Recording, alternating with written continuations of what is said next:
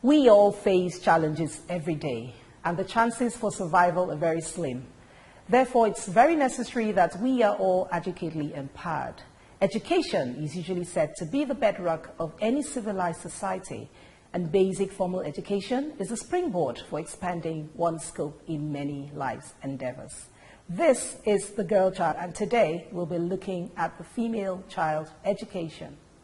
A remarkable number of women have broken barriers and made laudable achievements in various professions. But it's shocking to know that a large proportion of female folk are still being denied basic education. Today on the show, we'll have an educationist come to highlight the benefits of having your girl child educated. But before we bring him on, we'll take a short break.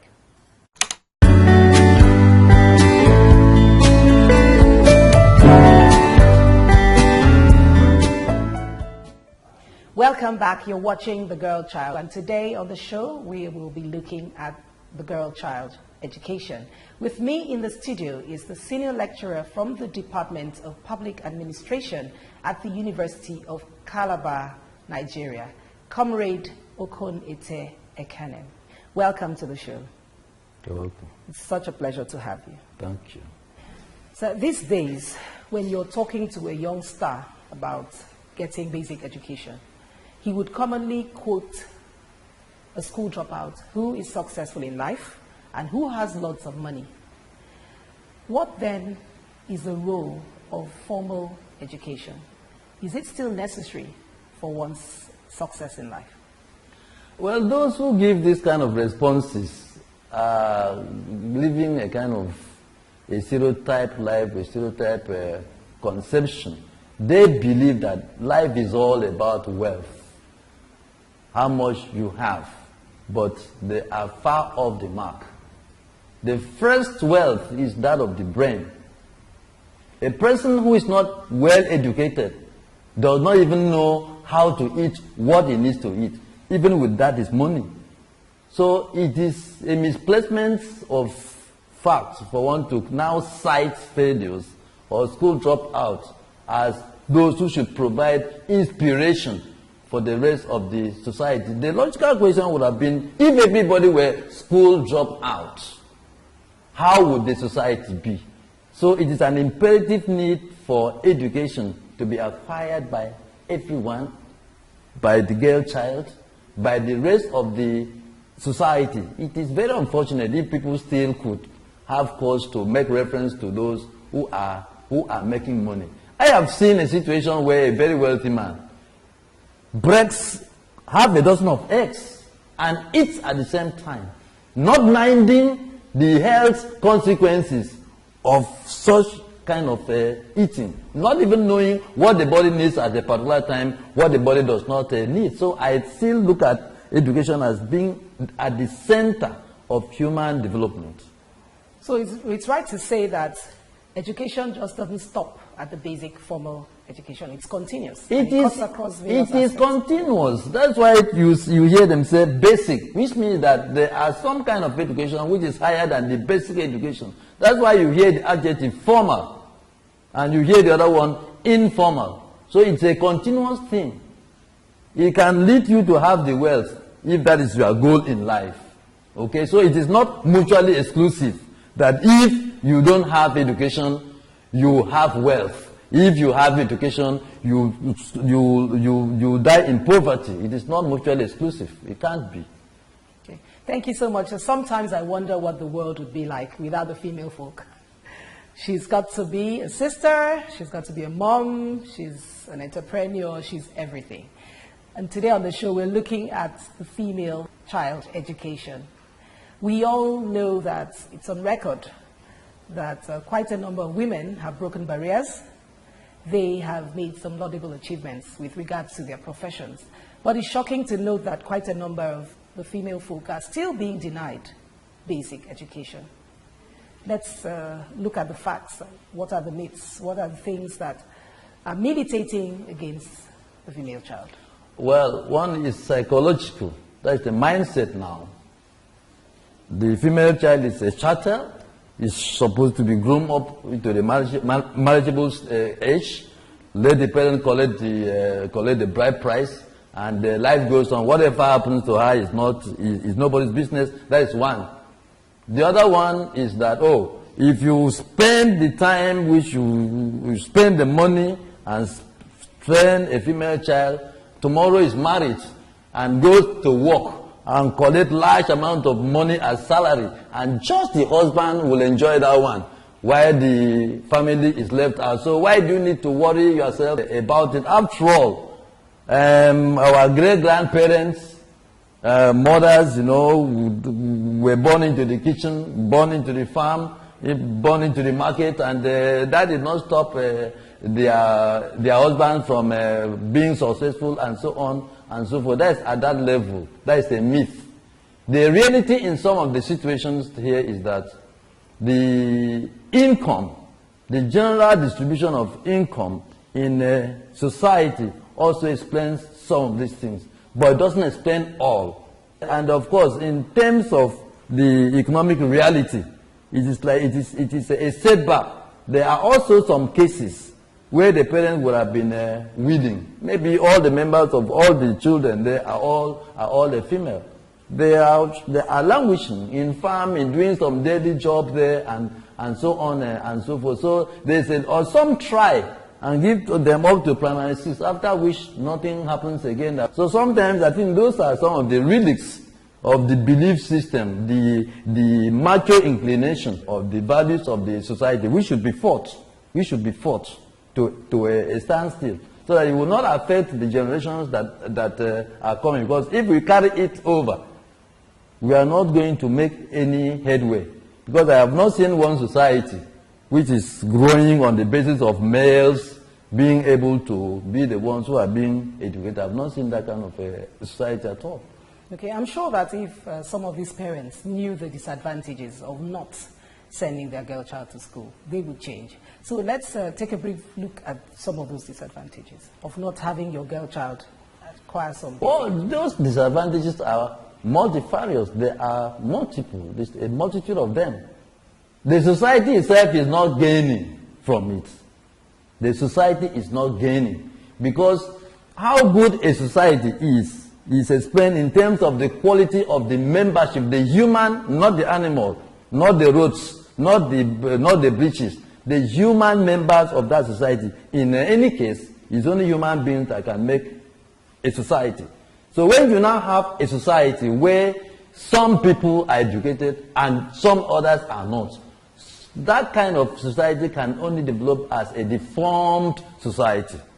Now, at the interpersonal relationship, the person who is not educated, if you make him or her a friend of your own, you are going to find out that you are not going to learn so much from them. We try to attach ourselves to people who are higher than us or at our own level. Then to the parents themselves, who makes money out of these girls. Some who are still collecting bride price up till now, they don't even know that if they were educated the more, perhaps the price would increase. Yes. For them who are still collecting those things and making it a condition. So they are not even helping themselves. Besides, it is sweet now that the parents are still relatively young. When old age and disability sets in, they will come to realize, ironically, that it is a girl child that they had neglected in their youthfulness that turned out, in most cases, to be more helpful to them at old age, much more than the men, whom they spent all the income that they had on. Then, at the personal level, to the female member of the family itself. Now, the self-worth will be almost gone.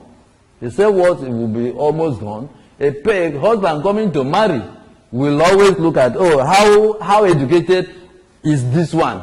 And the way the lady is going to be treated in the marital home may be influenced one way or the other by the kind of education. Because if you are not educated, somebody say, sit on the gutter here. Oh, well, my husband says you should sit on the gutter. I also sit beautifully. No complaint. Or sometimes you are carrying this kind of the person and complain to the parent, or the girl herself will go to the parent. And the parent will say, go back to your husband. You have been married out of this family. Go and endure. Your mother was enduring. That's why you find her today, you know, that kind of thing. So apart from that, the income which the person is going to earn at that level of not being educated is going to be meager.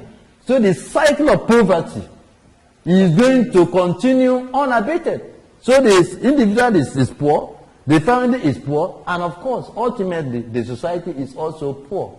Thank you so much, sir. There's so much, you know, more coming. But you've just highlighted the advantages of sending the girl child to school. But we would like to go on the streets just to know what people think about sending their girl child to school. We'll take a short break. We'll be right back.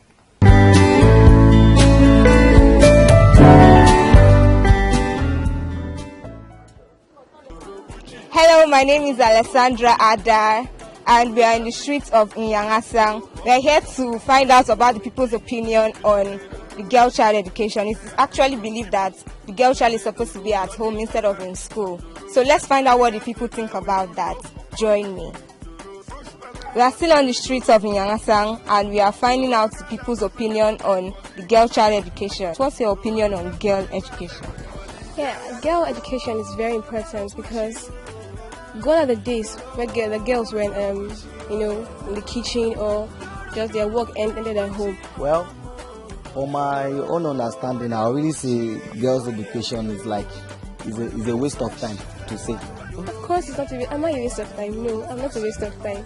I'm very trained, and it's not a waste of time. Ladies were meant to be at home. So you believe that the ladies are actually meant to stay at home? Yeah, I really believe, and I strongly believe it was meant to be so. No, I don't think so. Because going to school makes people to go to where they do not even expect. It was in the Bible where it said women were helpmates. So they were not meant to go out and work or do other things. So they were meant to be at home, assist and do all other things. If you educate a boy, you educate just him. But if you educate a girl, you educate the whole world, because a girl is the mother of the home. So if you educate her, she can always educate her children and the world in general. So girl education is very, very necessary. I can actually see a group of people down there. Let's have a chat with them and get their opinion about the education.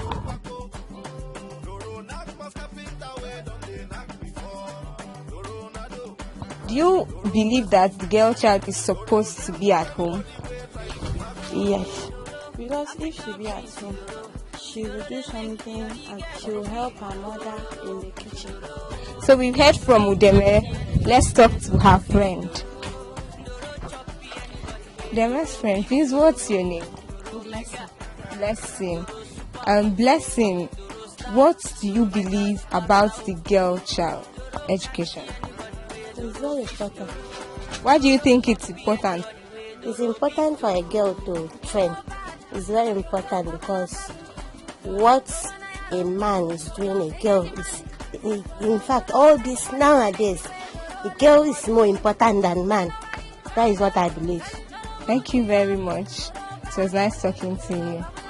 So we've talked to Blessing. Let's get back to the studio.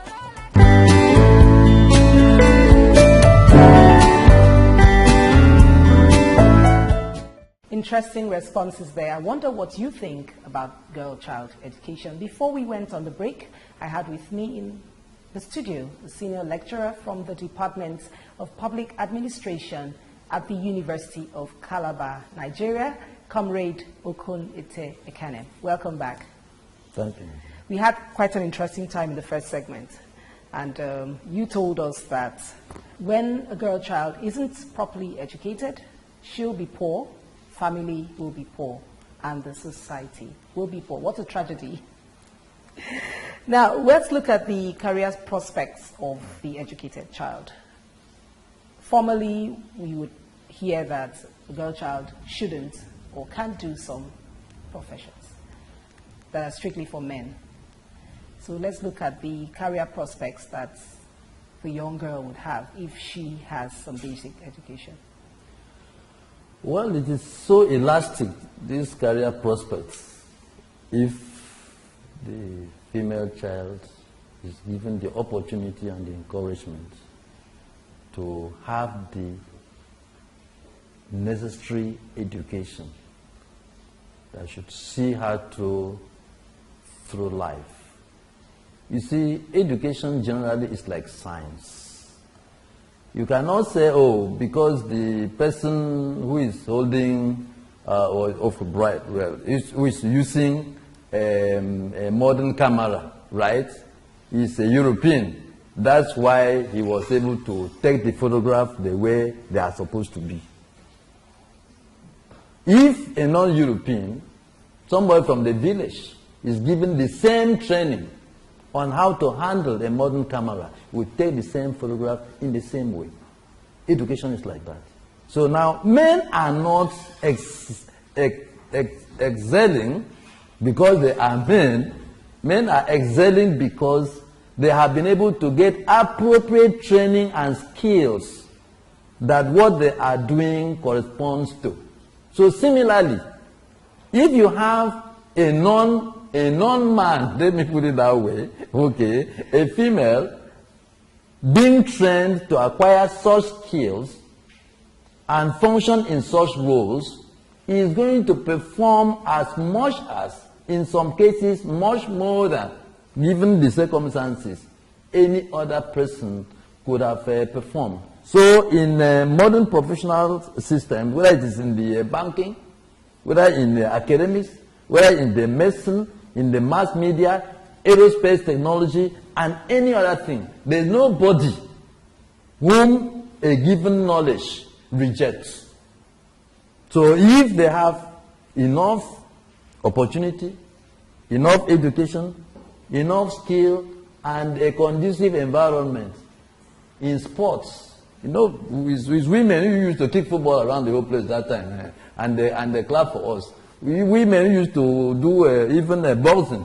I've watched many women play football very well, punch also in their own categories, in athletics, field, track, and the rest of those things. So I don't see any kind of limit they will have if they are exposed to the appropriate education and skills that are required for them to excel in these many fields.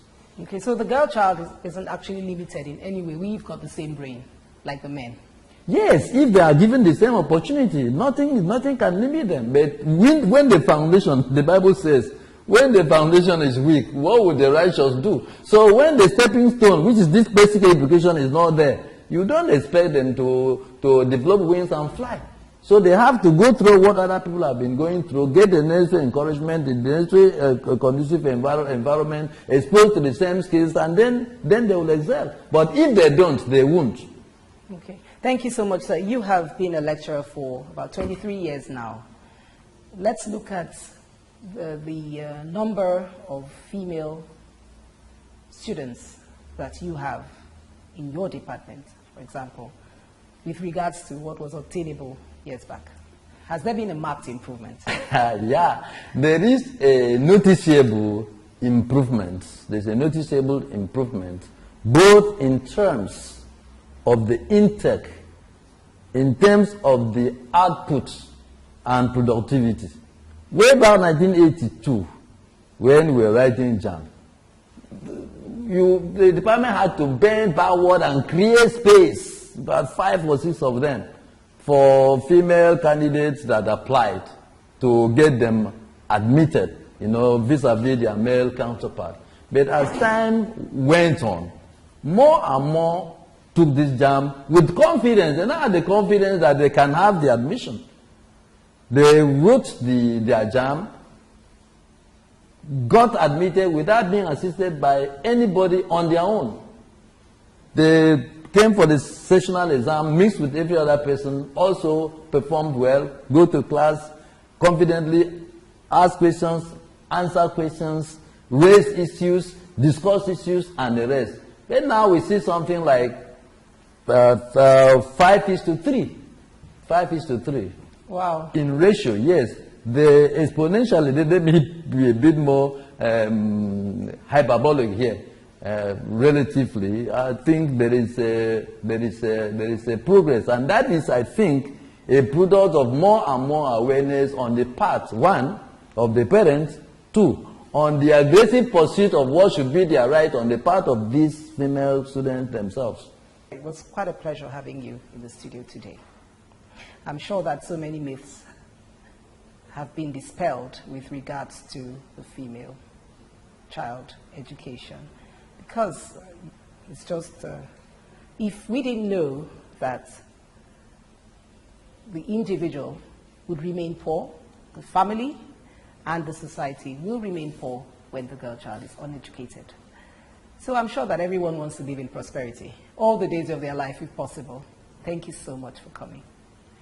I had with me today in the studio a senior lecturer from the University of Calabar, Nigeria, and today on the show we were talking girl-child education. Next week we'll be right back on the show. I do hope you had a great time with us. My name is Afi. See you.